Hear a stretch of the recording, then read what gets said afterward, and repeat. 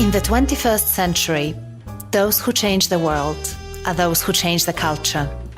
They get people in sync, lead tribes, create movements, and generate an energy field where ordinary people achieve extraordinary results.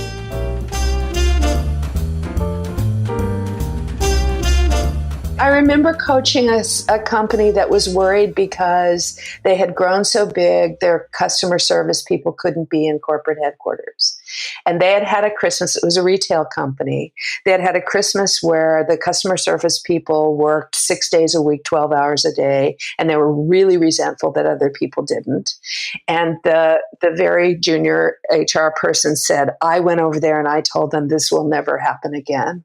And I said, what, Christmas? He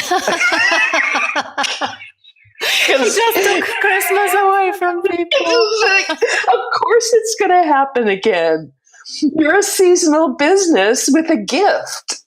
I mean, so you just told them a big fat lie.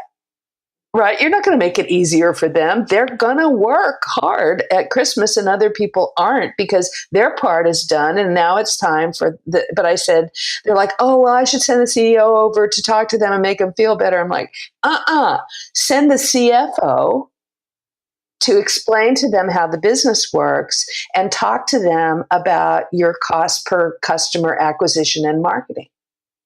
And I think in your company, it's $22 per person, right? That's what it's total marketing cost to acquire a new customer. And what you want to tell those customer service reps is not, oh, I feel so bad that you have to talk to cranky customers all day. You want to tell them that whenever a customer hangs up and says, wow, that was great service, I'm going to tell my mom to use this company. You just put $22 on the bottom line. I'm Aga Bayer, and this is the Culture Lab podcast, where you will find ideas and inspiration on how to harness the power of team and organizational culture.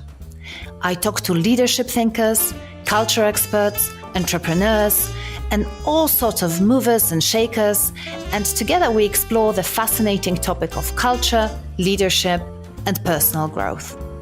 If you like what you hear, subscribe to the podcast on iTunes. Or better yet, write a review on iTunes and share the podcast with your followers and friends on social media. For more, check out our archive at www.agabayer.com/podcast. Hello and welcome to episode 26.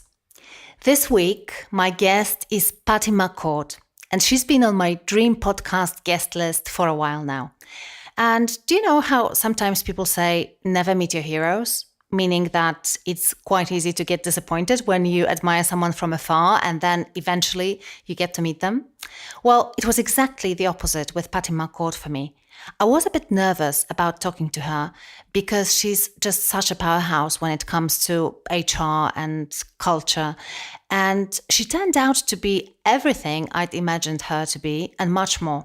She's incredibly fun, very approachable, and definitely a straight talker, which is so refreshing. So for those of you who haven't heard of her, I, first of all, have no idea where you've been living. But anyway, let me tell you that she was the chief talent officer at Netflix. And she was one of the people behind the famous Culture Deck that has been viewed more than 15 million times on the web. And Sheryl Sandberg, the COO of Facebook, she said about this particular document that it may be the most important document ever to come out of Silicon Valley. I really love Patty's book, Powerful, Building a Culture of Freedom and Responsibility. I think it's a must-read for anyone who's interested in reinventing HR and building a culture that is future-ready. So, here we go. Patty McCord. Enjoy.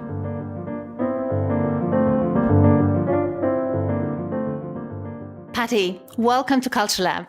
Thanks for having me. I'm so excited. Usually we have guests who belong to one of the following categories: thought leaders, organizational leaders who create amazing company cultures, or people who shape culture in a broader context of society or professions. But you are all of those things and more. because you're right. And speak about culture. You shaped the culture in one of the most iconic organizations today, Netflix, and you are definitely transforming the way we think about HR and management. And I have to say that you've been also my dream guest for a while. So thank you. I've manifested that somehow. Flattery gets you everywhere with me, Aga. Thank you for coming on. So, before we talk about your experience as a chief talent officer at Netflix, your book, and your consulting practice, I want us to go back in time and ask you this. What were the early cultural influences that shaped you as a person? What made Patty Patty? Well, in terms of culture, I think there's two things. One of them is I grew up in Texas in a very straight talking family and and neighborhood, and I think there's part of that just tell it like it is that's deep in my DNA. Mm-hmm. And the second part is my favorite, one of my early favorite classes in high school and college was cultural anthropology. And Really? yeah, and when I started working, I don't think I consciously did this, but I think I subconsciously, like we all do, try to figure out, how does it work here, right? How do you get ahead? What are the rules really like? What are the rituals? And so I've always been really interested in that. And I'm still I often say I'm still very Margaret Mead about it. Mm-hmm. I want to know the difference between, a village and a city and a state and a Right. country and sort of how those interactions happen. And I'm also very cultural anthropology about, it's about stories and it's about legends and it's about behaviors and all of those things that we would look at as an anthropologist about culture and much less so about how we all feel about it. Yeah, it's so fascinating because, when I ask this question, I always realize that actually those things that people do today, they usually go back many, many years before in our childhood. So you are still straight talking, definitely, right? And still interested in cultural anthropology. And we'll talk about this definitely later on for sure. But I want again to stay a little bit in the past and go to 1997. And you got a call from Reed Hastings, who's now the CEO of Netflix. It was 2 a.m. in the morning, right? Yep. So what made him pick up the phone and dial your number so late at night? Well, because it was habit for one thing, and he was a geek, so he didn't sleep at night.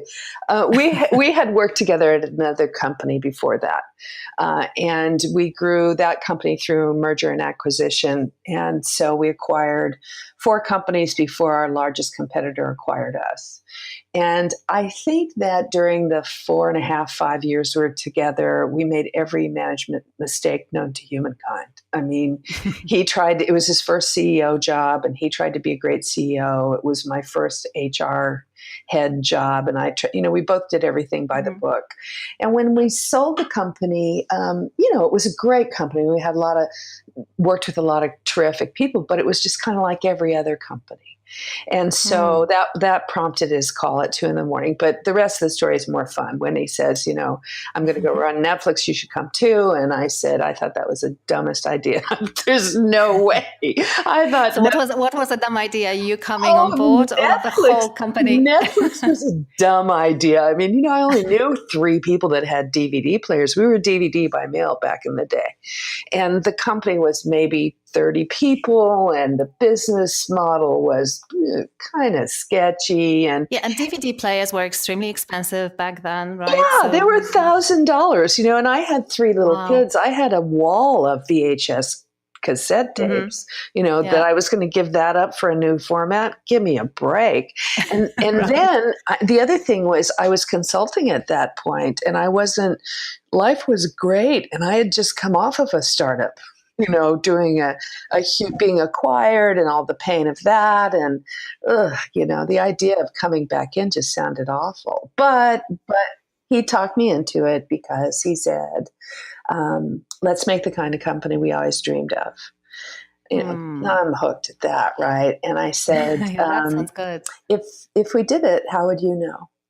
And he said, oh, I'd walk in the door every day and want to solve these problems with these people. And I thought, oh, that's compelling. Right now he's got me awake. It's 2 a.m. And he said, what would it be for you? And I said, wouldn't it be cool if we were a great company to be from? That if you had Netflix. A great company to be from. Yeah. If you had Netflix on your resume, it would mean something. And, I didn't know at that time. It probably took me 4 or 5 years to realize that if you go into work or into building an organization with that in mind, everything falls away. Right? If you say, what I want to do is not keep people, and I'm not about tenure, and I'm not about holding on to the way we've always done things. But if the gift that we give people is that you walk away and go, I am so proud of the work I did there.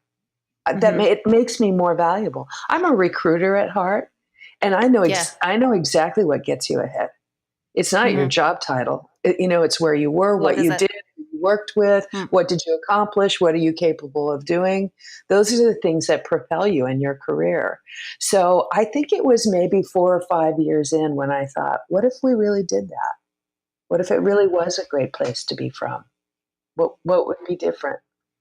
So that's really fascinating because it sounds like it didn't happen overnight, right? Oh. It was a gradual process probably for you. And I was wondering whether you had this moment when you felt like, okay, I'm done with best practice.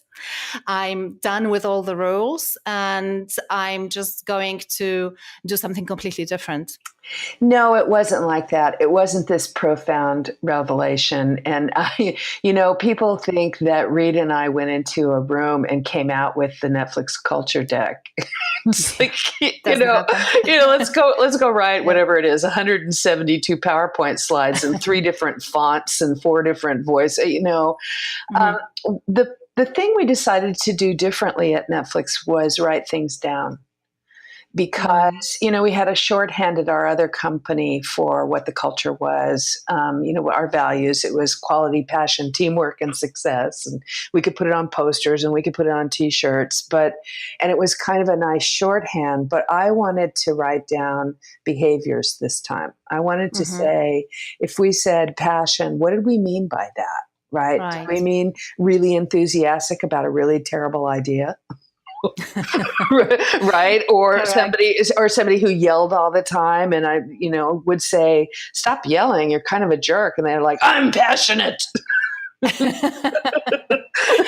So, I wanted to really, really focus in on that. So for those of you who have read the Netflix culture deck, which is, I think, still available online, the first chapter in it was writing down those behaviors that we valued. And I think in the 14 years I was there, we rewrote or at least tweaked that section maybe 6 times. Wow. Right. And then we said, okay, well, what if we had a company with adults who were very smart, who utilized good judgment? What if that was the basis of our employees? Then what could we do? When you ask yourself this, what if? What was the reality at Netflix back then in relation to that? Oh, gosh, we were at the beginning of the first US.com boom. Every other company was cooler than we were. I remember going to this HR gathering, and the woman on the left side of me was from pets.com, and the man on the right of me was from Webvan. And they both said, "Oh, Netflix, good luck with that." Oh no. And I think we were in like the AOL headquarters, and they had a Porsche in the lobby that they were giving away as a drawing for employee referrals. I mean, we were so poor. The idea that someday we would be as cool as any one of those. So, I mean, who knew? And, it was just a lot of hard work then. And the reason I'm telling you this is like, those were the cool companies. We couldn't hire great people. Yeah. Yeah, exactly. And even when those were the people that used our service, but they figured working for us was being in a warehouse and putting DVDs in the mail. which part of it was, right? But people didn't understand about the technology behind the website and about personalization and about all the other things that we were doing, because what we were doing was so new. So attracting talent definitely wasn't an easy thing to do. No, it wasn't an easy thing. And it was also, for anybody who's listening, who's ever done a startup, one of the hard parts about attracting talent when you're making something up is that you're often wrong about who you need. You just don't know, right? I mean, there's not anybody who has any experience doing what you do, because nobody else has ever done it before. So you overshoot and you think, God, I need somebody with 20 years of experience shipping stuff. But then you hire somebody with 20 years of experience shipping stuff, and they don't realize that it comes back like we do. We had stuff that rotated, right? Or, somebody really innovative web surfing to figure out what's cool is happening on the web, on the internet. We called it the web back then, but, they didn't do anything except web surf all day. It wasn't very productive. So it was an evolutionary thing. And then once we sort of figured our business model out, and we figured out where we were going and who we were competing against, which was a company that was 100 times larger than we were. 100 times. 100 times. Wow. Blockbuster, right? So the thing that I think helped us early on figure out what high performance people in the company might be was because we were incredibly focused. Right? We were doing one thing. And if we could execute on that one thing better than anybody else in the world, we would have a future. And that one thing was our entire life, right? We used to say, well, if Amazon gets into the business, or Apple, right, somebody else gets into the business and they fail, then they have lots of other things to fall back on. Correct. We didn't. You put all your eggs in one basket. Yeah, but but then you have to, using that metaphor, then you've got to be really good at articulating the size and shape of the basket. And you've got to get exactly the right eggs. Yes. So I think part of it was my recruiting background helped me think about, the right, some people say that people on the bus, but for me it was, what's the right team? What game are we playing? What are the parameters around it? What are our time frames? So that, that idea of looking at what you need to do as a company and working backwards to the team that you have has always been really valuable to me.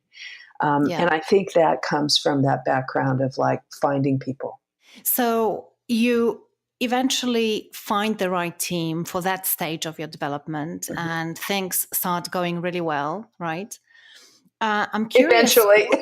Eventually, yeah. I tell people sometimes, it took us, I look at Netflix as, for me, my experience at Netflix was sort of a song in 3 verses, or I'm a serial entrepreneur and I got 3 startups without leaving home.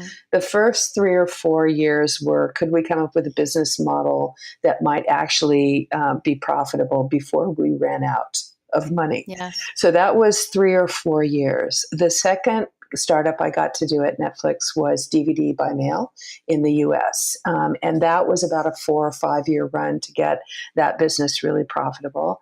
And then the third startup I got to do at Netflix was figuring out the technology and content purchasing methodology behind streaming video. And I left as the company morphed into a global original programming company. So, when people say Netflix was one of those companies that was able to change itself, I look and think, yeah, more than once, right? Exactly, like a cat. Like a cat. So, but in order to think about what you're talking about, which is creating the right teams to do the right thing, they were distinctly different teams. Some building on the other, but some not. Right. So that way of wrapping your head around that had to be really tied to the business itself and the business objectives and the timeframes associated with that. Correct. And I have 2 questions about this because I'm really, really curious about 2 things. So one is, I think this is the fundamental question. How did you know in Netflix that it's time to reinvent yourself and start this new company, basically? What was the process there?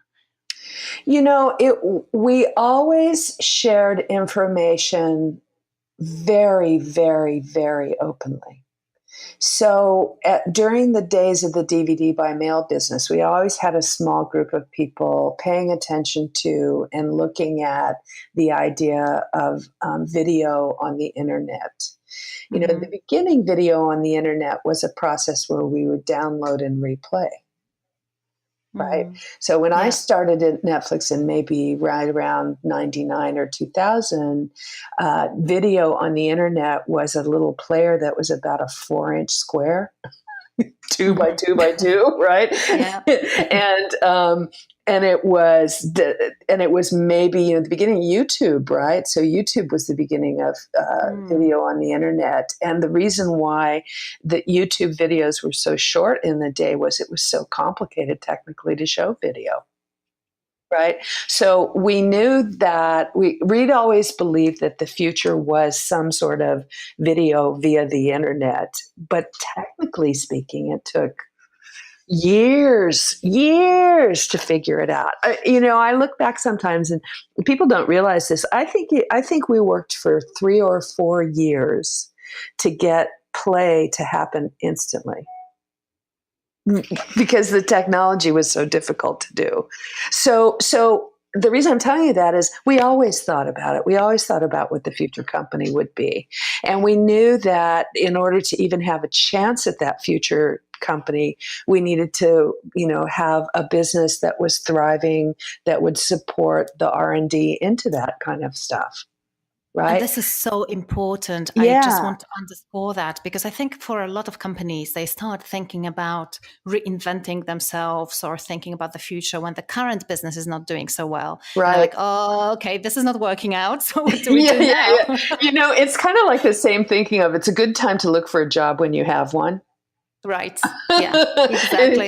It's a good time to borrow money when you have some. Yes. Because, you're not desperate. So I think that was, we were absolutely focused on making our DVD by mail business strong and healthy, partly because it was a word of mouth business. We needed to create a brand. We needed to create brand awareness. We needed to associate ourselves with video, right? We didn't call it video back then. I mean, back in the early days, we were a movie company. We called it, movies you'll love. Always find movies you'll love, because that was mostly what was on DVD. Yeah. And here's a great parallel story. By the time we were in the video streaming business, getting our toes wet, we already knew there would be the phenomenon of binge watching, because on DVD recently, in the last few years before we switched over to video, people have been releasing box sets of television shows, and people were crazy about them. Wow, that's amazing. I would have never thought that, actually, but yeah, absolutely. Yeah, so I mean, people, one of the big features on DVD by mail was you could order the box set of some show, and I have some of those boxes still. You do remember? I mean, even when I say the words box sets, we're already aging ourselves. Like, I remember when the box sets came out. But we had this feature where you could just load them all into, we called it the queue, and they would come right after the other. And we knew that people would just watch them like one after the other. So by the time we were streaming onto, we were able to stream content, we knew that we could do that with television, for example, because people loved it. And we couldn't afford very much. We couldn't afford all those expensive movies. God. But we had enough information about how people watched. So I would say that's the other thing, was we were so completely obsessed with our customer. And I think that's something that we're able to do now in companies around the world that we haven't always been able to do. I think this is a huge fundamental change in thinking about the way we work. Because in the old days, and I'm talking 40 years ago or yesterday, depending on how you think about it and what company you work in, only the executives knew stuff that, to make good decisions. Yeah. And now that information is available very in a broad swath to any of us. Mm-hmm. Right. I mean, Yes. if I Google anything, any company, I'm going to get what the corporation says. I'm going to get what their branding strategy is. I'm going to get all of their advertising. I'm going to get what the employees say about the company. I'm going to get all the PR about the company. I'm going to get the quarterly reports. Right. So, but that's about the company. The other thing is we have this very visceral connection to customers now. Like somebody asked me about, the future of tech companies or something the other day. And I said, well, who's not a tech company? Correct. Yes. Right. Nowadays. I mean, is there a company that doesn't have an internet presence at all anymore? I mean, nonprofits are tech companies, right? Yeah. So, I mean, even that nomenclature, even the words we use around it are kind of passé or changing very quickly. Right, that's my point. It's changing very quickly. So I think that the part of the secret of the DNA of Netflix is available to any company right now, which is obsession with the consumer, obsession with the whoever it is on the other end of your service or your product. Yeah, and I think that what enabled you to, because I'm thinking, you really imagined your future and you were super clear what you wanted to accomplish. You told me it took 3 to 4 years to make streaming even possible, but you knew what you were after. And that, I think, made you sensitive and enabled you to notice things about your consumers that were really useful, along the way. Yeah. And, for me personally, I had a legitimate perspective on what a consumer wanted because I was one. I am one. Yeah. And I think that for a lot of us out in the world right now, we use the products that we make, right? We are consumers as well. And that makes all of us able to contribute. Yes. Yeah, right? Very true. So I'm curious, another thing that sort of triggered my curiosity as you were describing this evolution was, because freedom and responsibility, it's one of those guiding principles of Netflix culture. And actually one of our listeners, Sarah Al-Hashimi, has a question about that. Time for your questions. Hi, Aga. This is Alison McTavish from Switzerland. Hi, this is Dale Hintz. I'm submitting a question to the Culture Lab. Hi, Aga. I just want to say thank you so much for doing the podcast. I have a question for Culture Lab. Hello, my name is Morten Abbey from Denmark. Hi, Ed. This is Tim Coupler. Hi, I'm Kostas. I have a question for you, Michael. I'd love to hear your answer. Thank you. Thanks for entertaining my question.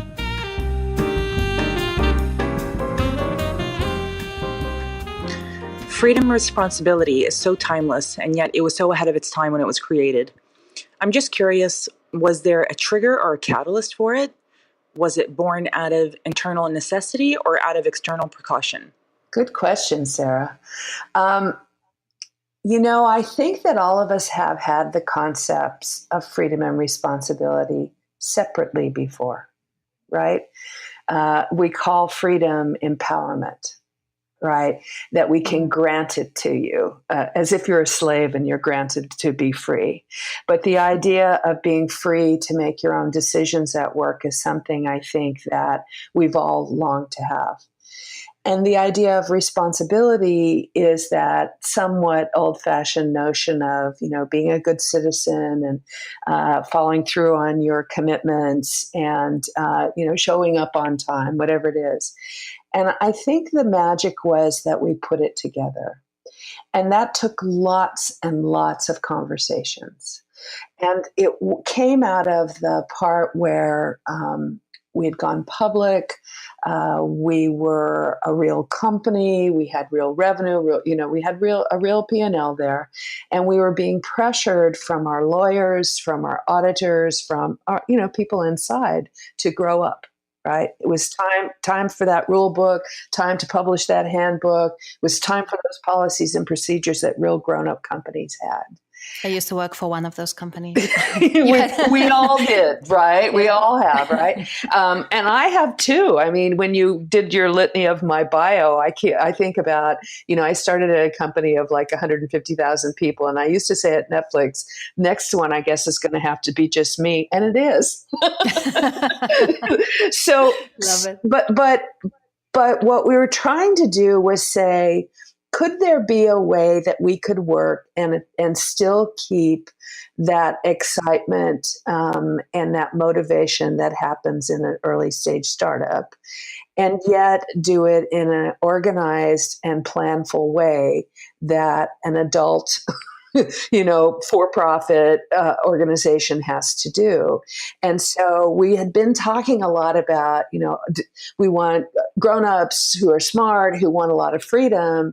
And yet there was that tension. And what we decided to do as an experiment was, what if we don't make it a tension? What if we just make it two sides of the same coin?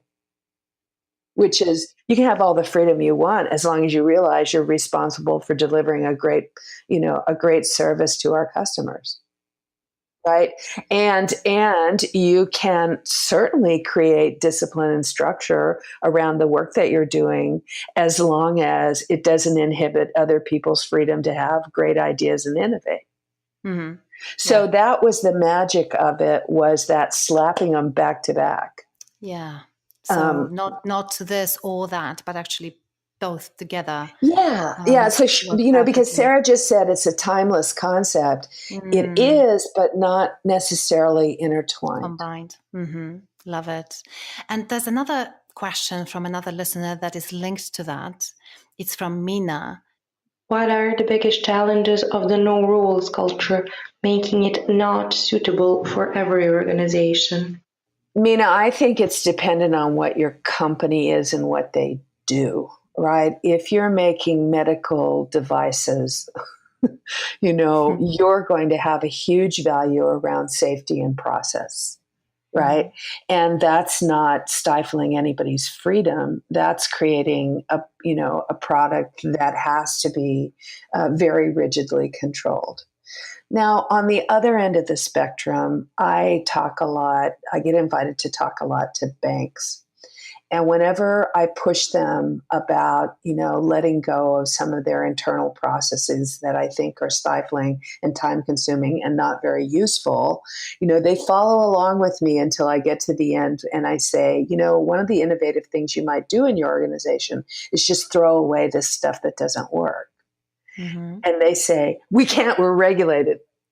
Yeah. And I'm like, well, show me the regulation that says you have to do an annual performance review. It's in there somewhere. I know it is. You had an interesting conversation about that with Reed at some point. And I think it was around the vacation, right?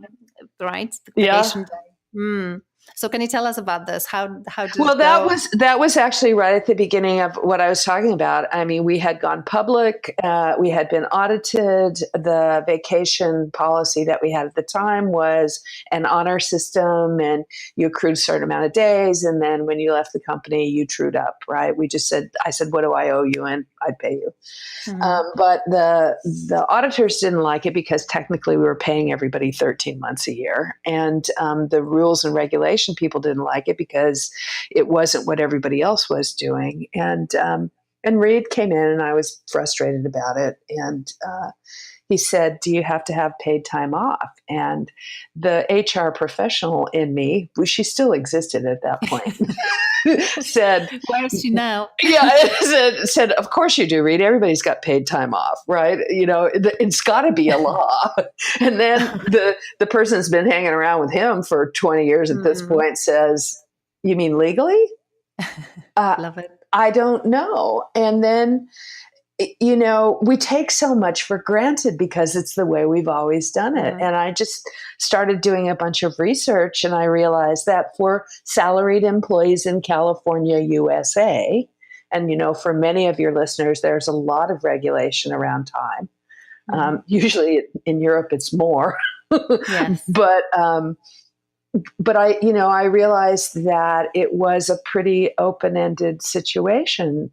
And more importantly, here's what I thought. I thought, have I ever fired a salaried employee for being tardy or absent? Right? And I realized that, no, I've said goodbye to people who don't get much done. Yeah. And sometimes those are the same people that are at work all the time, and they're weird. In what way are they weird?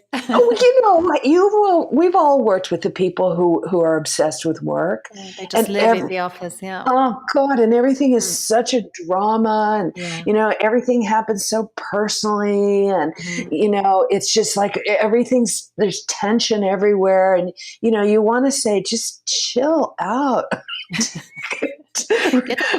Get alive, right? Relax a little bit. And I realized this is how I would do it. I'd start reflecting that I'm like, well, who are the people that are really successful? They tend to be people who have pretty healthy lives. And, the other thing I realized, especially when you're in the innovation phase, which I believe we all should be in all the time, a lot of great innovation doesn't happen at work. Yeah. Right? In the shower. Yeah. Or on the beach or in a hammock right? Yeah. I mean, it's those. So when I thought about it that way, I thought, why should I have a group of people who report to me whose job it is to police the time that people are spending at work? Yeah. Instead, we should all be focused on what we're accomplishing. And if you look at that as your metric and you see a team that is not accomplishing much just based on results, and you dive in, sometimes you find that people aren't taking it very seriously and they don't show up very often. Or you find that it's the same group of people who work relentlessly 24/7 and they're just exhausted. Right? And so the diagnostic tool isn't time spent at work. The diagnostic tool is, what are your results? Yeah, absolutely. So going back to Mina's question, I think that what you're saying is, obviously, depending on the industry, whatever you're doing, you might have to actually have some rules and some procedures, right? But I think what you're suggesting is challenge the fact that why you have these, why you have these processes and procedures. Here's another challenge I'll throw out to Mina. The other thing we do, particularly about these kind of rules, is we want them to be global and consistent. Like, I hate the word consistency. My daughter's a baker, and she's like, yeah, okay, cake batter has to be consistent. That's about it, right? Yeah. And that we apply the same rules across the entire organization. So when I thought about time off, for example, if I look in my finance organization, well, somebody has to be there to do month-end close and quarter-end close and year-end close at the end of the month, at the end of the quarter, and at the end of the year, because you can't do it until it's over, right? Yeah. And that's the rhythm of that organization. Which may be an entirely different rhythm than an engineering organization that, in our case, would push to the website every 7 days or something. And so that was a different different way of organizing time off around what that team was trying to accomplish. And then if you work in a company where you have a lot of hourly workers, people who work in factories or warehouses or customer service, well, in those jobs, you actually have to be present. Yeah. Right. Correct. Physically present. It might be on the phone. It might be in a warehouse. And so the rules and structure around that kind of work is absolutely necessary, because if people aren't there, the work doesn't get done. Yeah. right? So of course you need more discipline around that, right? You need more structure. So the thing that I'm teasing about is, look hard at the team that you're putting process around, and that when you make the process so broad, sometimes all you do is invite in exceptions to the rule all over the place, which is the other aha, from being who I am and what I've done my whole life. If you make very rigid policy, then you have to make it somebody's job to make exceptions. Yes, and it's the same thing happens with laws, especially in Europe, because you're totally right that generally there are much more regulations and the laws are stricter, but unfortunately they're not being implemented because there are so many exceptions, as you say. Yeah, and and the thing is, so you either choose to tally and make exceptions, or you choose to drive that responsibility to individual teams. Yeah. And let them figure out what works for them, and then measure them on what their output is or what their result is, rather than the way they go about doing it. Yeah. And I think our listeners probably are going to be really curious, how do you do that then? Because in a huge organization with thousands of people working for it, how do you do this through the teams in a way that I guess that people have a fear there around losing control and basically everything going, to hell in a handbasket. Well, then the leaders of those teams at the local level, it's really interesting because I had the same fear. I really was an HR professional. I want to say this out loud. And I had the same fear, except that honestly, it's a matter of just opening your eyes and seeing what's in front of you. And I would see teams of people who were absolutely engaged in what they were doing, totally excited about what they were trying to deliver to the customer and the company, banded together and got stuff done. And they did that because of a driving sense of purpose, not because of a fear of breaking the rules. Right. And if it's complete chaos, I'll tell you another story. I had a CEO of a very small startup tell me, nobody ever we got rid of time off because we wanted to be cool like you guys, and then nobody ever took any time off, right? Because they were afraid that they would feel uncool if they actually took a vacation. And I said to him, the CEO, I'm like, when's the last time you took some time off? Oh, I can't possibly do that. I'm the CEO of a startup. And I said, well, they're just following the leader. Right? So you are by your behavior saying, in air quotes, oh, no, don't take time off. That's not good here. Yeah. Right? So I think that's a really, really interesting point. And for people listening, what do you have to tell them about the role? Who should be shaping the culture? And basically, whose responsibility is it? Because you say it's, if you as a leader, for example, don't take a vacation, it's very possible that your team members are not going to go on vacation either. So it's sort of clear that leaders have this responsibility to shape culture in an organization. Do you think that it's a collective responsibility as well? Oh, for sure. But you can't, yes, I do. And I do believe that grassroots changes can make a huge difference in a company, particularly in what you celebrate and, the stories that you tell and the legends that are associated with it. But it is absolutely the responsibility of leadership and management to walk the talk. Yeah. And the companies where you find people saying it can't be done, we're too big, nobody would allow it. They're making those assumptions based on what they're seeing.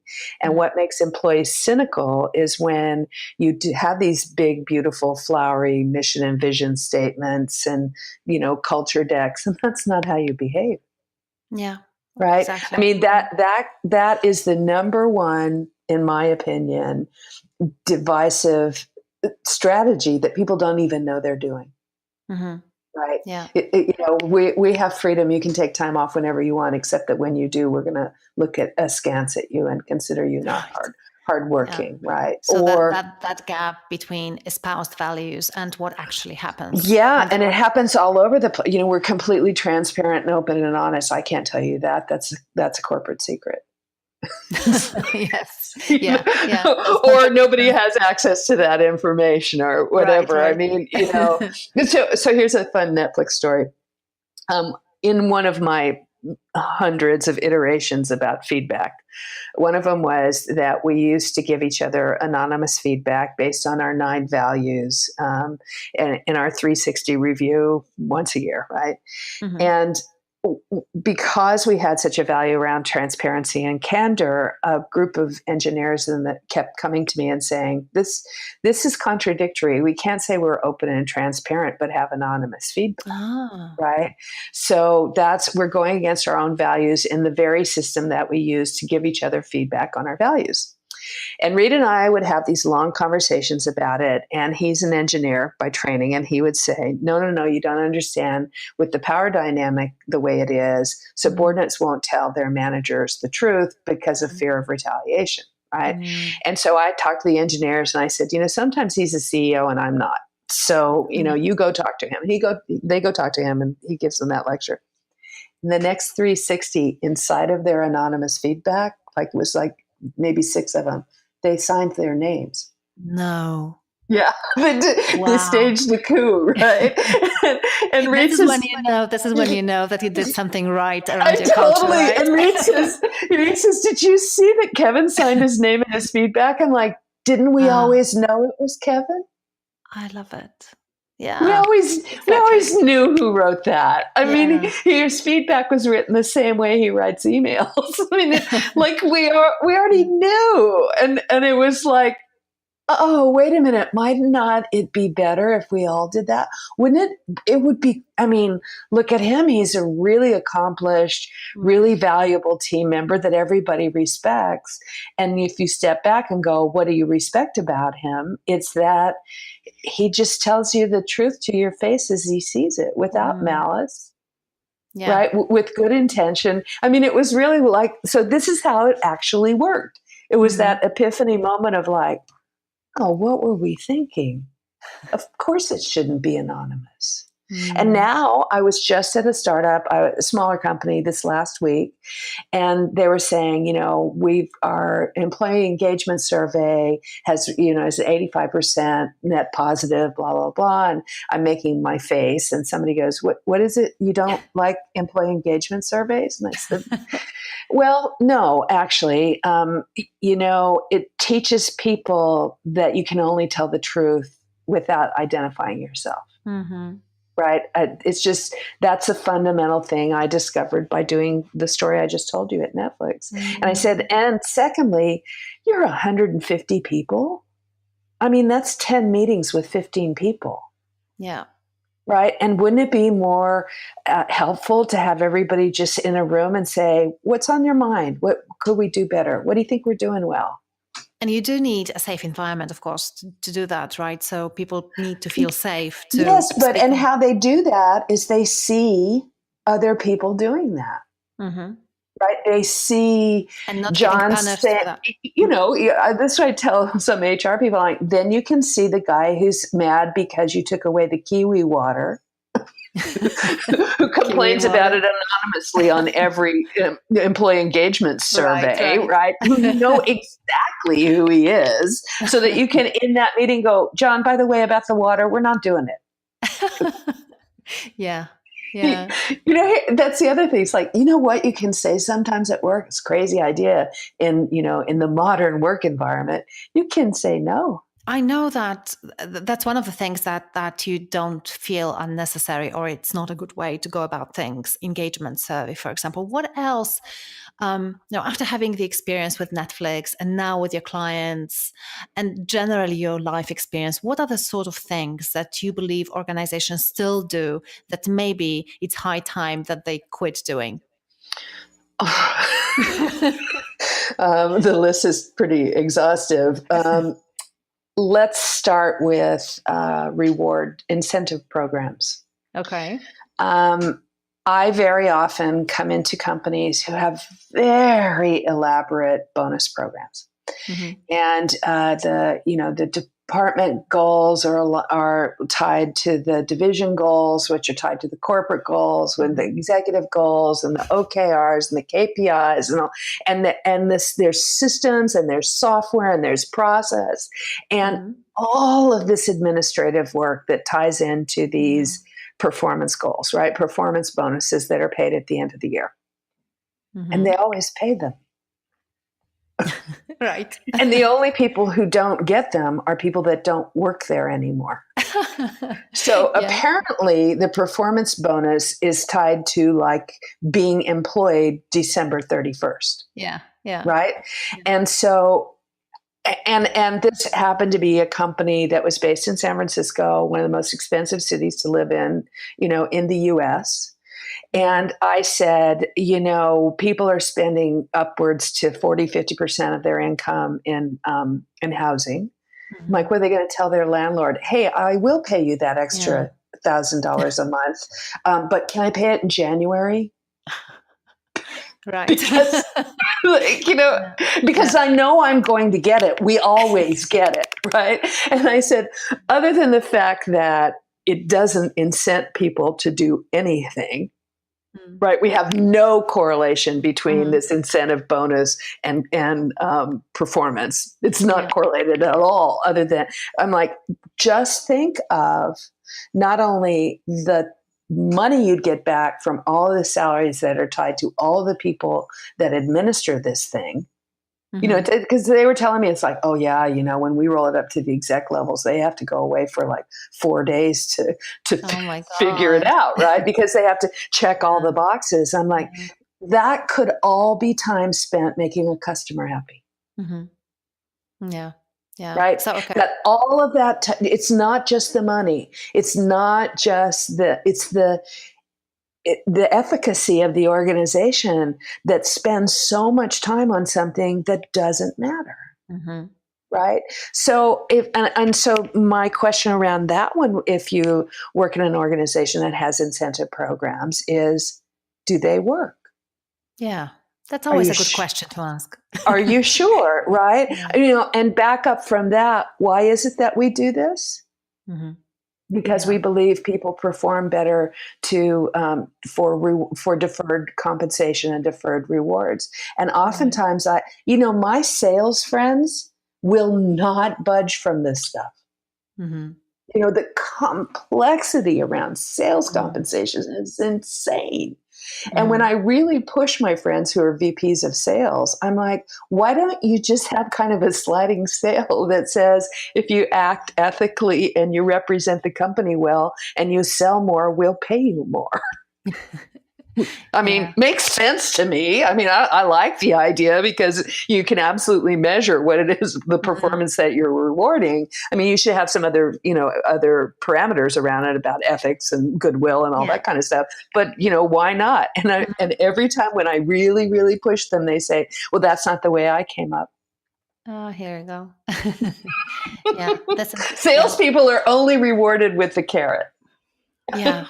It's, and there's so much of that stuff going on in professions or even parts of organizations like sales. They have their own culture and things have been done around here in this exact way. And so, of course, it works. No one questions those things.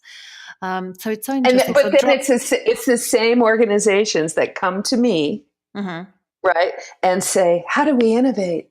Yeah, right. Yeah. How do we move faster? How do we be a company that's nimble? Yeah. Right. Or even, I remember talking to one very large organization and I said, look, here's what's going to happen in your industry and is already happening. These other companies are going to slowly pick away at your global dominance by making all the things on the fringe of what you do easier and more convenient for your customers. And the reason why they can do that is they move faster than you. And the second reason is they actually work 12 months a year. You guys shut down for a month to do your annual performance review. Yeah, which I imagine would be another thing that you'd suggest. Oh, right on the top. I just didn't throw it out because it's so obvious. Yeah. But that one is that's another one that's completely obvious. So let's say you and I both believe that giving people feedback on their performance might result in better performance. Oh, okay, that's logical. We buy that, right? Mm-hmm. Once a year? Yeah. I tell people, I'm like, tell me one other thing you do once a year that you're really good at. Said no one ever. Exactly. Right? It's just whatever it has turned out. So that's why I tell people the first question is why? Mm-hmm. Why? Is the annual performance review a compensation tool? Mm-hmm. Saying that we pay for performance? And it's tied to our budget process, so we do it at a certain time of year. Okay, well, let's say we want a compensation system would we design it this way if we were starting from scratch? Mm-hmm. Because that's a different mechanism than feedback on performance. Because we all know that if you want to really improve performance by using feedback, two things have to happen. One of them is the most impactful feedback on your performance happens when you're performing. Yes.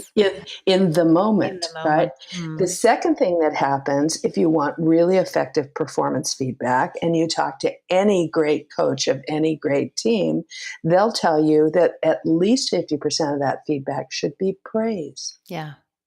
Yeah. We've come to say feedback is constructive criticism, which is telling people they did something wrong after they did it a while back. Mm-hmm. Yeah, exactly. It's not ideal. No, It's just not very effective. It just makes people feel bad for the next time they do it. Totally. Okay, so here you go. So we have two things that you believe we can easily drop because they don't usually serve the purpose. And I have another question from a listener. Patty, just a quick question. How would you, if you could do it from scratch, how would you shape the human resource function in an organization today? And what top 3 to 5 critical things do you think they ought to focus on as a function moving forward? Thank you. Great question, Jeff. Okay. I sort of look at what we call the HR function, the people function. Some of maybe your listeners can help us rename this. Yeah. Because human resources is really ideas welcome. You bad. Yeah. Okay. So there's 3 chunks. One of them is administrative and compliance, a really necessary function no matter where you are in the world. And this is knowing what labor law is, what the political climate is, what any rules and regulations are. It's also that integration with payroll and in some countries benefits. Mm-hmm. And that team of people needs to be people that are obsessed with accuracy. Like, can't sleep at night because they spelled somebody's name wrong, ready to put Harry Carrier back. Those are the people that you want there. Yeah. These functions can also sit in finance or legal sometimes, mm-hmm. but you absolutely must have those people in your organization. And the thing is, these people should know all the rules and not make any.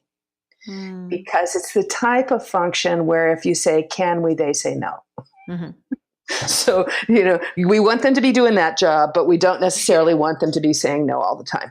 Yeah.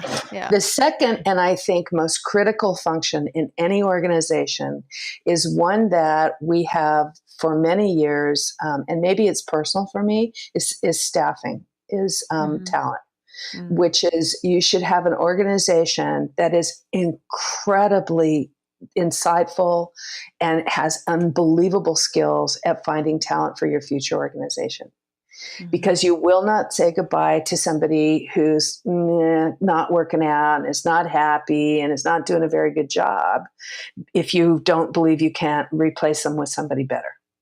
And so that's just on the individual portion of the show. But, when you asked me earlier, why don't companies, why are they so reluctant to change their organization? It's partly because how am I going to get the right people to do that? Yeah. So most organizations say, what am I going to be able to do with the people that I have now? And what you should be able to do is say, what's an important thing to do for the customer, for society, for our mission, and how do I create the team that's able to do that? Yeah.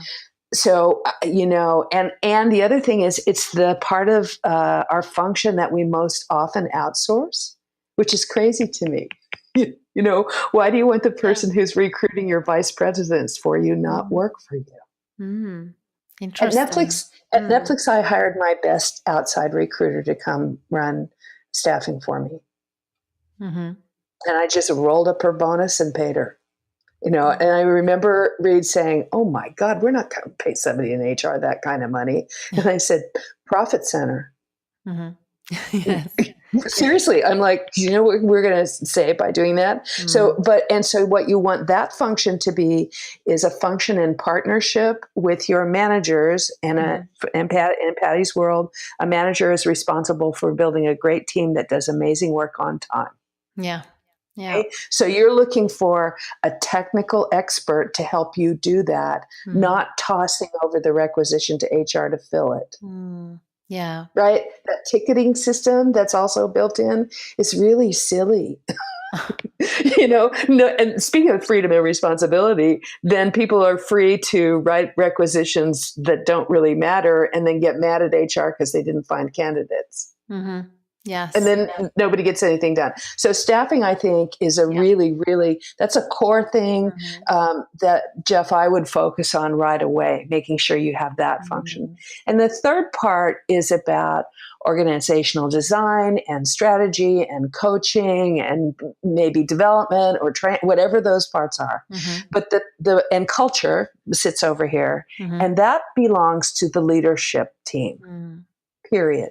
Can you please say that again so that it sinks in? That belongs to the leadership team, period, right? So if you can HR it to death, I mean, HR people are always telling me, what do you do if I have a CEO and a CFO and a CMO who don't support our vision and they don't care about people and don't care about the future? How am I going to change it from within? And I kind of have to hold their little faces in my hands and say, you're not. You're not going to change it. You can't change it, right? So it's about the leadership. And then I often described my role at Netflix was I was the COO of the culture. I was the operating officer. Right. So that if we said things like freedom and responsibility, I had to dig down and go, do we need a travel policy? If somebody in finance's job is to not approve any expenditure over $10,000, and I have a company full of people with PhDs in math, it's not going to add any value to go get approval from someone in finance. Yeah, they know what greater than 10,000 is. Right. So if I step back, well, it is important for us to have discipline around budgets and expenses. So now, instead of that person in finance who says no, or the other people who figure out, okay, I'll just turn in 3 invoices for $9,999. Yeah, exactly. That you have somebody who sits with the team that says, wow, we budgeted for 10 grand, but that looks like a 30 grand purchase. But let's think about how we figure that out. Right. So that would be, I would have to look at the organization, how it was structured, where the talent was, and say, are we built in the right way to do that? And then have conversations and put together the mechanisms so that we could change things. But so do you think that this role that you had in Netflix, because it's a full-time job, it sounds like to me, do you think that I mean, just this bit trying to figure out what happens around culture, but we don't still see a lot of positions that would explicitly say your job is to be responsible for those things around culture, making sure that we have the right systems, the right structures, or don't, or remove them so that we support that sort of culture that we want to have. You just did it very nicely. I go, you can just, let's write articles. This whole point of why I'm out there in the world talking, right? I don't know why we don't, but we certainly should. Yeah, we should. And that's the future of our function that adds a ton of value. The other thing was sometimes I would describe it as I was the chief product officer for the products that are the people. That have to do with people. So that's why my perspective on the annual performance review, right? If it was a product, I would say, how can we do a better job for our client? Right? If I built this from scratch, would I keep anything in the system that we already have or not? And that's where I was able to apply the incredible innovative thinking that I learned from the product people around me to my own function. Right. So we're so insulated in a function now. The other, I think, Jeff, the one really important, the first thing I would do is drop the HR speak. Yes. Just never use those words again as long as you live. Really, I seriously mean it. I was in a small company sitting next to a woman who had just come into this startup, and she was a person with very large company experience in OD. And she had all the buzzwords. So she looks over at me and says, I'm trying to do some skills mapping back to our functional levels and figure out whether or not it's a matrix or a centralized organizational structure that we need for this growing team, blah, blah, blah, blah. And there's like 10 people in the room. And I looked at her and I'm like, she lost them. I said, only you and I know what you just said. Yeah. And only you and I will ever know what you just said. And she goes, you're making it sound like some of the work I'm doing doesn't matter. That's not it, is it? No, I think, if it sounds like it doesn't matter, maybe it doesn't matter. I mean, and by the way, if you keep describing it in a language that no one understands, even if it does, they won't know. Correct. Yeah. So we hit on something you and I haven't touched on yet, which is also the number one thing that you should do if you're the CHRO in a company or anybody in HR or anybody in any part of the business, but particularly in HR, is be a business person. Right? Yeah. You're there to support the growth of the business. You're not there to make people happy. So because we do have some listeners who are leaders of HR, so give them some tips on how to become a better business person within their function. Well, you don't have to do it within your function. Do it, go hang out with your CFO. Be BFF. With the people, you should know all of the leaders in every other part of your business. I mean, be curious, find out, sit in their meetings, have conversations with them. A great tip for anybody, I'm not just talking about leaders, but particularly for leaders, is people love to talk about themselves. So find somebody who has a function that you don't understand very well and say, can we have coffee or lunch and talk about who you are and how you got to be there and what's important in your world and what's not. And the other thing is if I were the queen of the forest, the first developmental work I would do with my company is teach everybody how to read a profit and loss statement. Yes, I'm so with you on that. People need to know where the money is coming from and how they contribute to that. Yeah. Yes. I remember coaching a company that was worried because they had grown so big, their customer service people couldn't be in corporate headquarters. And they had a Christmas, it was a retail company. They had a Christmas where the customer service people worked 6 days a week, 12 hours a day, and they were really resentful that other people didn't. And the very junior HR person said, I went over there and I told them this will never happen again. And I said, What, Christmas? He just took Christmas away from people. Of course it's going to happen again. You're a seasonal business with a gift. I mean,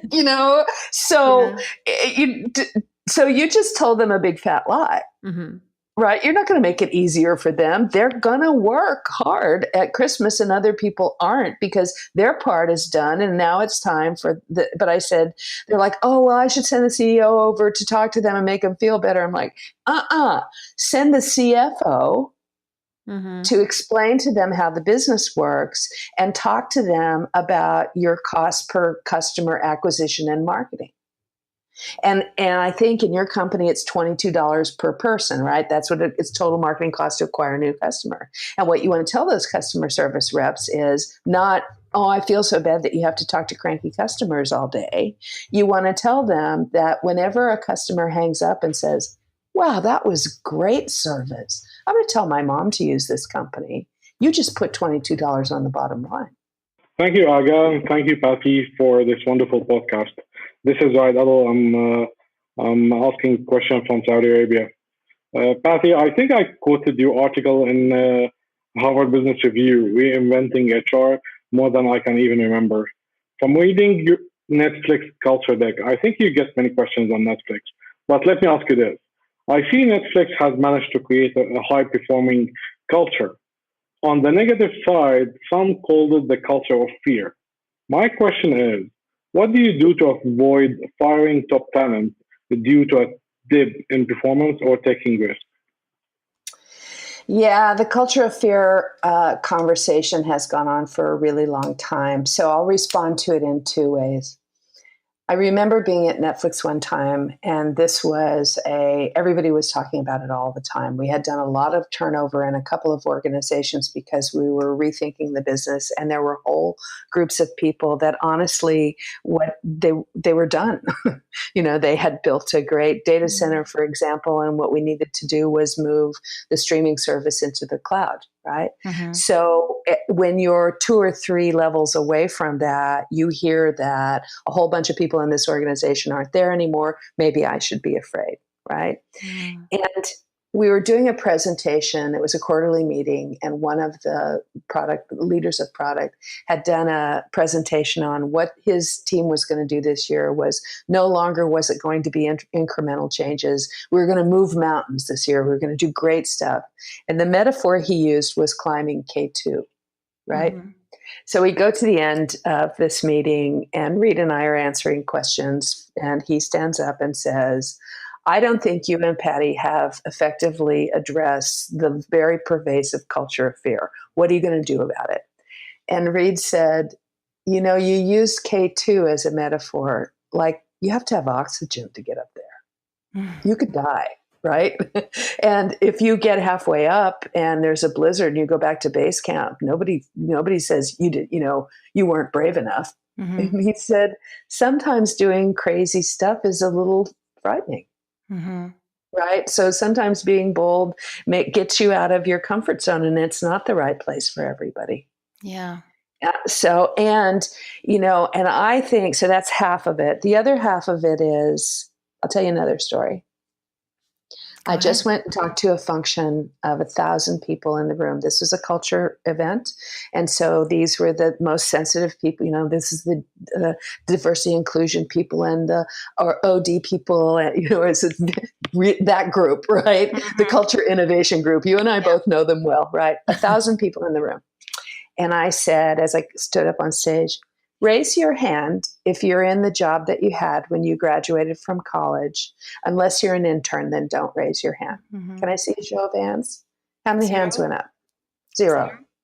Yeah. Zero. Yeah. Right? So I say to them, wow, that's statistically pretty significant that I walked into a room with 1,000 people who all left school and joined companies that were so terrible that they couldn't retain any of you.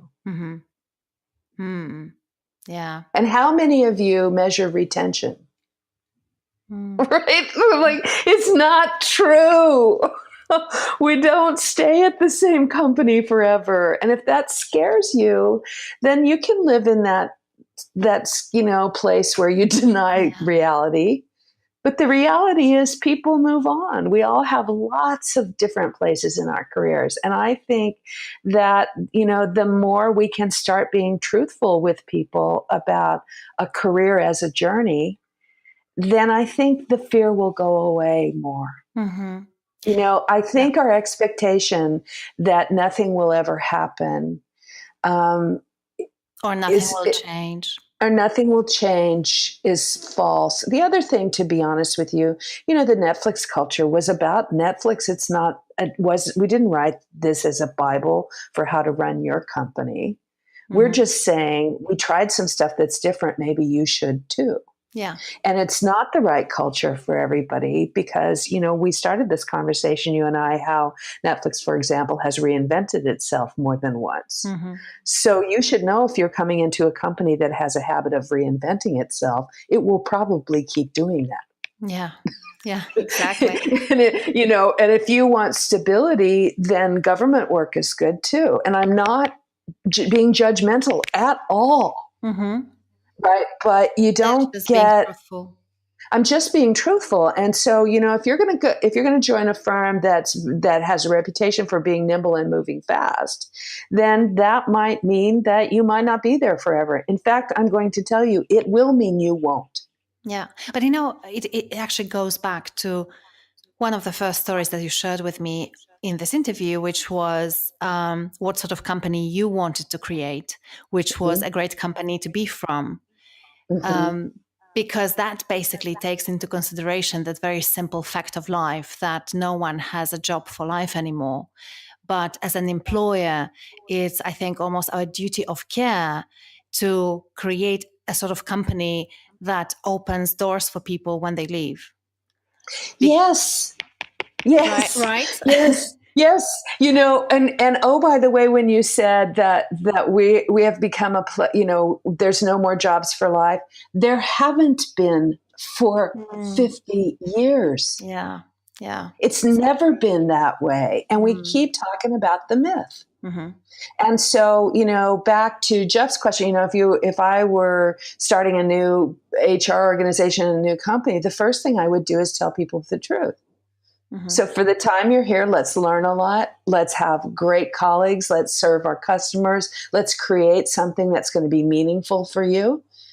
And for you in your career, let's create relationships with people that are going to be with colleagues that you'll reach back to. It's like the myth about family. That's another one. At that same conference I told you about, I said, how many of you have ever done a layoff, right? This is HR people. Mm-hmm. 90% of the room raises their hand. I said, how many of you have ever laid off a family member? Yes. How many of you have used the word family at work? And, 3/4 of them had. I'm like, see, this is where we get in trouble because it's not true. It creates expectations that you can't meet at some point. Yeah. So that, and I think that we can be honest with people and I think they can hear it. Mm-hmm. And so, the other part is I love Glassdoor to the point he was making. We beta tested Glassdoor and Bob Homan, who's the CEO, is a friend of mine. And, Glassdoor's been around for 10 years now, so they have a lot of data. Mm. And he said to me, Patty, HR people and CEOs hate us. And he said, the reason is because they only read the bad reviews. Yeah. And he said, there's so many. And he's like, statistically speaking, because I'm a geek, he's an engineer and I study these things. He loves data. He's like, the truth is that the distribution of negative to positive reviews is about 50-50. It's just that we look for the bad ones. Yes. Yeah. It's very true. It's human nature. We're just wired this way. Human nature. Yeah. But and he's found if you really ever want to do that for your listeners, digging into that, you can get a lot of data from the Glassdoor site about your company and looking at it over time because there's some really interesting correlations across, like, for example, this is just a fun fact. Remember when Amazon had that big article about the negative culture at Amazon? Yeah. And I remember reporters calling me and I said, look, I'm absolutely sure there's a there to the feedback that people gave you. Mm-hmm. And I think interviewing 300 people is also a statistically significant group of people. But there's 150,000 people at Amazon. Mm-hmm. And I'm telling you for sure, there's another 300 that think they've died and gone to heaven. Yeah. Right. And so what he said was consistently, Bezos and Amazon have been rated very, very, very high as great CEOs, great companies to work for, right? Highly recommend. And he's like, they're almost dead last on work-life balance. Mm-hmm. Right. And he's like, I wondered, is there a correlation, in certain kinds of companies? And, and this, I'm making a huge blanket statement, but Amazon their culture is very much about hard work, putting in the time, right? And everybody will tell you that. And they're pretty honest about it when you go interview there. Mm-hmm. This is the kind of company we are. And the reason why some people love Amazon and the reason why Amazon is a great company to be from is they get a lot of stuff done. Mm-hmm. Right. So I would say, as an individual, the best way to mitigate that fear is to be really honest with yourself about what kind of place you want to work at. Totally. And be sure that in the interview process, you ask a lot of questions about those things. Right. Yeah. Right. And then as a person in management or leadership, I'm just giving you permission to be honest and say, I wish we could. So I was in the audience with this famous basketball coach of a basketball team in Texas called the San Antonio Spurs. And somebody in the audience said, wow, it just must break your heart to scour the planet for the best players that you can, have them play their hearts out for a whole season and then, cut them from the team. Isn't that just heartbreaking? Doesn't that feel awful? And he said, no, it's professional basketball. Yeah. They know that they signed up for a season and they know they might not be there and nobody's heart's broken because that's the way the game is played, right? And he's looking at her like, why are you, what? And I thought, why can't we just say that? Mm-hmm. Yeah. Why can't we say, Aga, we're hiring you to work on this thing that we're building. And, if I'm honest with myself, I think it's going to take a couple of years. Mm-hmm. But then it'll be built. Yeah. And we might not need you. Might not need you. Right. And you should walk in knowing that too. And it's only fair. And I think it's much worse, definitely, trying to be nice to people and sort of reassure them.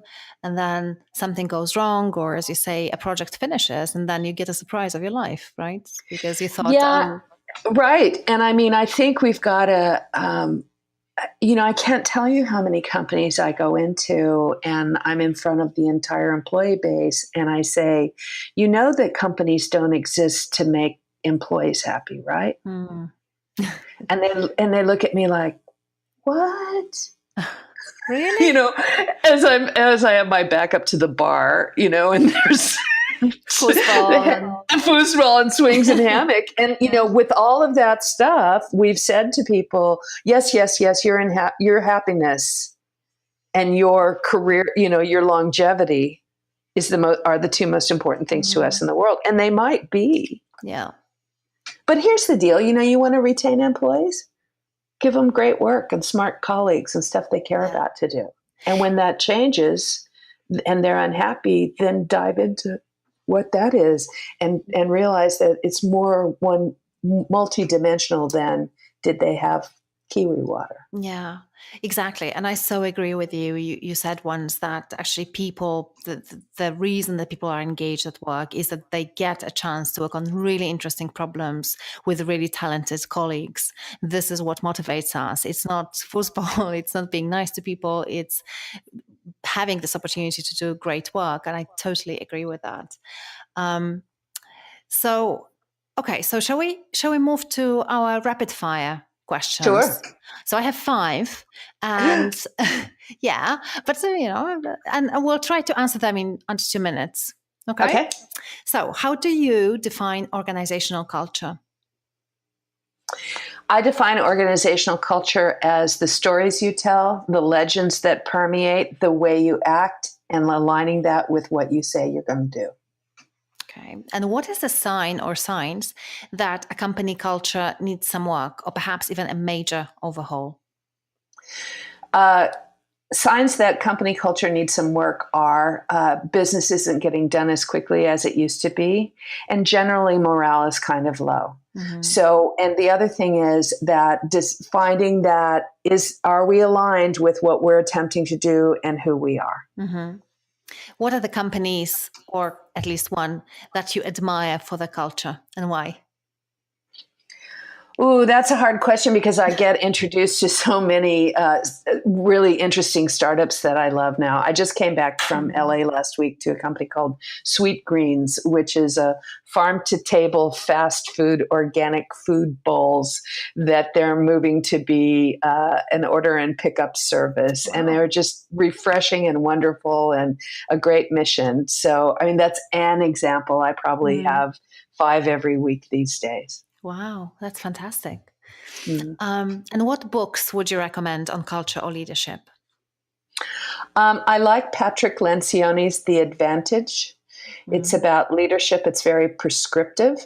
I like Reid Hoffman's book where he talks about tours of duty. He has a new one out, but this is the one before. I haven't read the new one. I think Susan Cain's book, Quiet, is a really interesting study on introverts and important for all of us to know, to understand different people in our company. That's just a start. I get a lot of them. I read a lot of them. And I would also recommend Powerful. Definitely, listeners, check it out. Thank you. So one last question in the 5 rapid fire questions. What is one thing that our listeners could do tomorrow to build their own culture lab? And you talked a lot about experimenting, and start cultivating a culture that will help them and their teams to bring their vision to life. Start talking about it as a thing, right? Start making that list of everything you do. And, on one column is all of our policies and procedures and activities that we do around people. It might be an exhaustive list in your company. And on the right-hand column, write down why. Just that. Fantastic. So finally, Patty, who would you recommend as the next guest on the podcast? We're looking for people who have been successful in consciously cultivating cultures that support them in achieving something meaningful, or leadership or management thinkers with something interesting to say about culture. Ooh, there's so many. I get to meet so many great people. Laszlo Bock, former head of HR at Google, has some pretty interesting stuff, and he has this great book, Work Rules. I like Jerry Colonna. He's called the CEO Whisperer. We did a really nice podcast. He's a guy that looks into the very top level of leadership. I also like Anne-Marie Slaughter and Gloria Felt. They're both women who wrote books about women at work and are really useful and helpful. Wonderful. Could you introduce us perhaps? Sure. Wonderful. Thank you so much. So is there are there any final thoughts that you would like to leave our listeners with before we wrap it up? Yeah, just trust yourself and be brave. You don't have to change everything at once. Just one thing. What I found at Netflix was every time I tried something that scared me and the world didn't end, I was bold to try something new. You can too. Love that. Thank you so much, Patty. It was pure pleasure speaking with you. Me Thank too. You so much. Me too. Thank you for this incredible interview, Patty McCord, and thank you for listening. Thank you to our sound producer, James Eade of Be Heard, our production manager, Lindsay Nunes, our content editor, Rachel Nice, and art director, Emily Spencer. And thank you, Jessica Troller, for your review on iTunes. I know Jessica from LinkedIn, and she wrote on iTunes, "This is a great podcast on all things culture, applicable to many facets of life, both personal and professional. AGA brings great and diverse speakers and drives engaging and thought-provoking conversations in a very relatable and pragmatic way.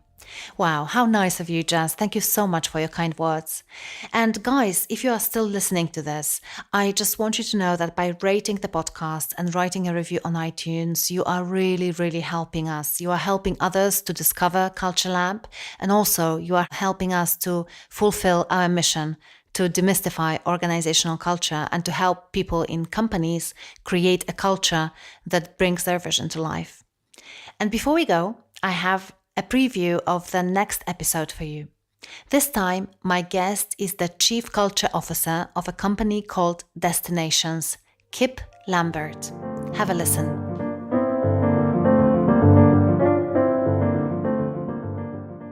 But our goal at Destinations, and which is foundational to our culture, is that we got to not care how long people stay with us. But what we really care about is that they leave better people than when they started with us.